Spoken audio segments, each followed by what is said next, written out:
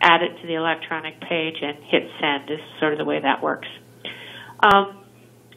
So that's what we wanted to see if you would have interest. We think that this project would certainly be a benefit to the facilities in Kansas, and we do have support from each one of the elevators. And with that, I would like to ask if you have any questions.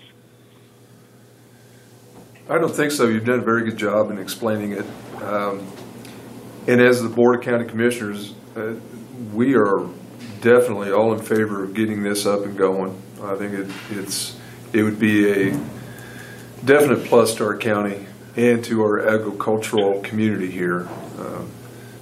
So I think you can look forward to our cooperation and whatever we can do to help you.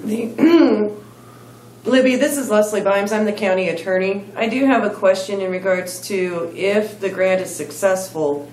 I note in this letter that it says that Lee County, who administers the grant for their administrative costs. So is that meaning that if the grant is successful, then all those monies come into Cheyenne County, and then Cheyenne County is responsible for the disbursements? Yes, that's the way it works, is that you basically are the applicant, and then what happens is they will award the money back to you.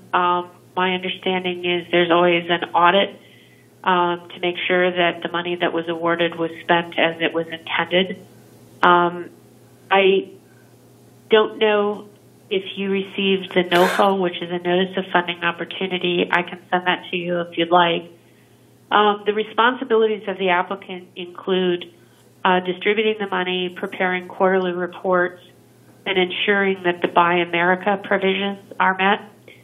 Because this is federal money, they want to make sure that it's supporting kind of the entire supply chain of U.S. manufactured goods. So what that means to this project is the way I've seen this done before, and I've won some grants before, each one tends to be a little bit different.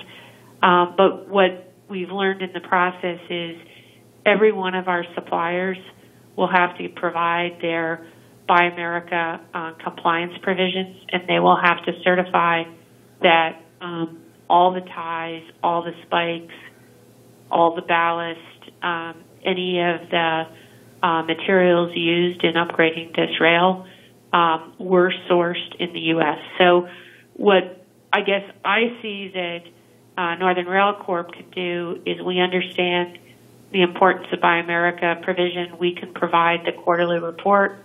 We can provide the certification that we are Buy America compliant. This is a pretty simple project to do from that perspective. But and we can do a lot of the accounting paperwork for you, but you guys have to send it in and recognize that you've got the obligation, because fundamentally you would be the audited agency. Whatever we need to do to comply with that,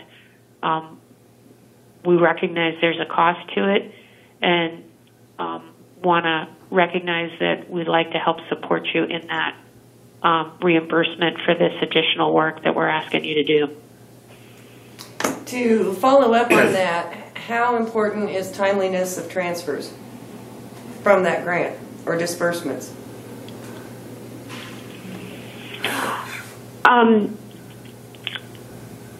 So my thought is we're probably pretty interested in getting the money as soon as it's available. Well, but if you could describe what you're looking for in that question, maybe we can answer that better. If a request for disbursement is made, and that disbursement is not made when requested, let's say it's like 2 weeks, 3 weeks before that disbursement is made, how is that going to affect the accounting and the audit?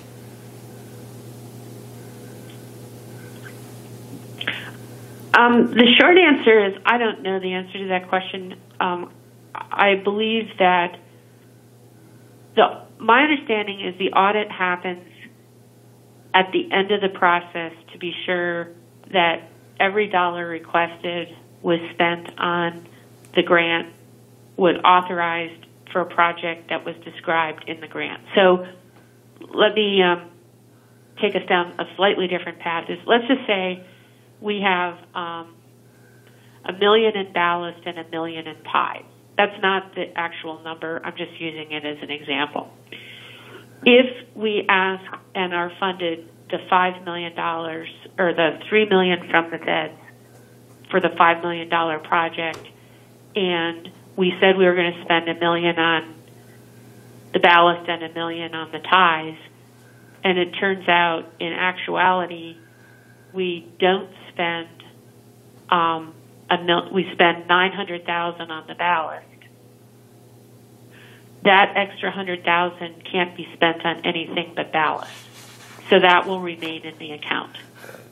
If we spend $1.1 million on the ties, we can't move that $100,000 from that we saved on the ballast over to the ties. So what they're really picky about is that in the project categories that we identify in the budget, that only that amount of money is only eligible for those budget items, and it can't get pushed around between budget items still underneath the award ceiling. Does that make sense?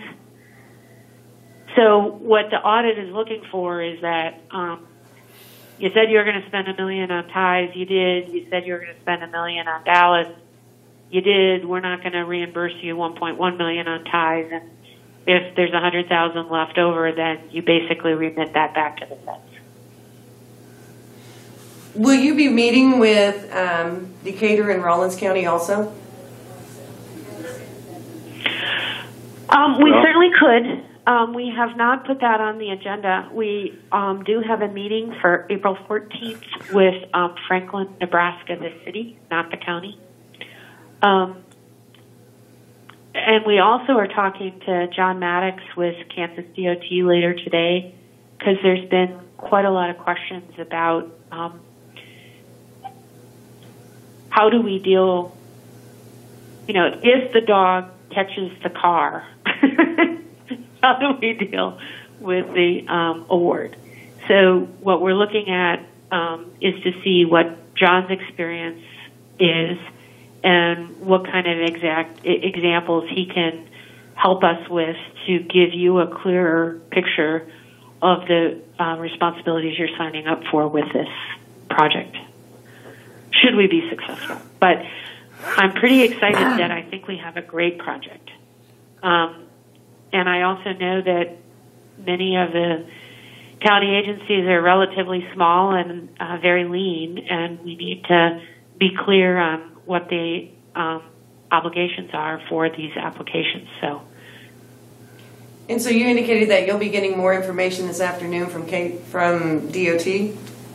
Yeah, from John Maddox, who's with the DOT. So yes, he can help us.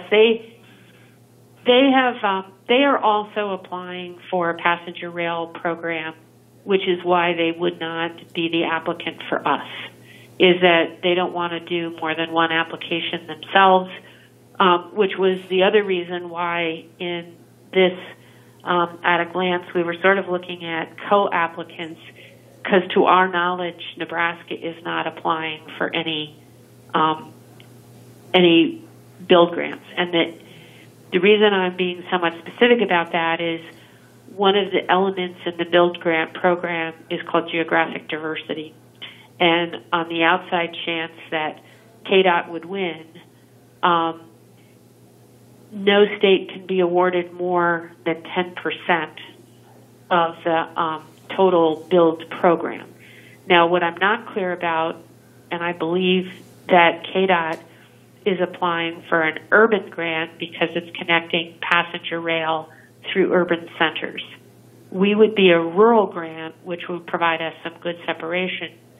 But if we could find a Nebraska lead, I think knowing that Kansas is applying for another passenger rail project, I think it would be a stronger application, but we don't have a Nebraska agency right now that's willing to be the lead. The reason, and I know this sounds complex, is that we're trying to capture every single point in this build program, and they look very favorably at multiple jurisdictions and, the coordination of co-applicants. So that's part of the reason we're having the conversation with you today, is that if we are successful with Franklin, the city of Franklin within Nebraska, the largest elevator on the list is Cooperative Producers, Inc., and one of the women on the board for the city, her husband is the plant manager at CPI. So we're hopeful that they may be interested in being the lead, but we would certainly love to have you guys in a co-applicant position. So a co-applicant would have no financial responsibility, because the applicant, there's only going to be one audit. The applicant would be the only entity receiving the money. The co-applicant is essentially showing that there is interest and support for your jurisdiction to be included in this project. So when will you know about Franklin? April 14th. When do you need an answer from Cheyenne County? Well, the application is due May 18th. So definitely before the application is due. And I guess we would be open to whatever you would like to suggest. Has anything like this ever been attempted before, to reopen a railway like this that you know of?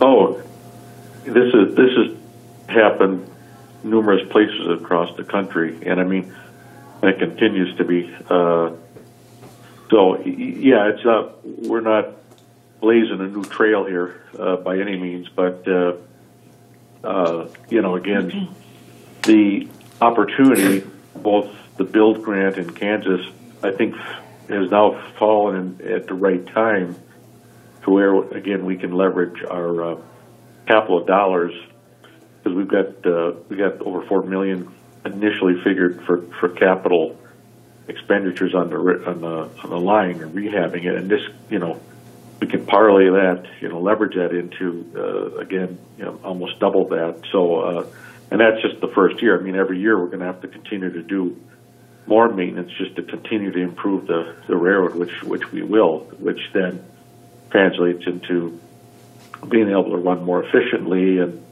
service the elevators down, to Wheeler and St. Francis. So, but no, this is to go back.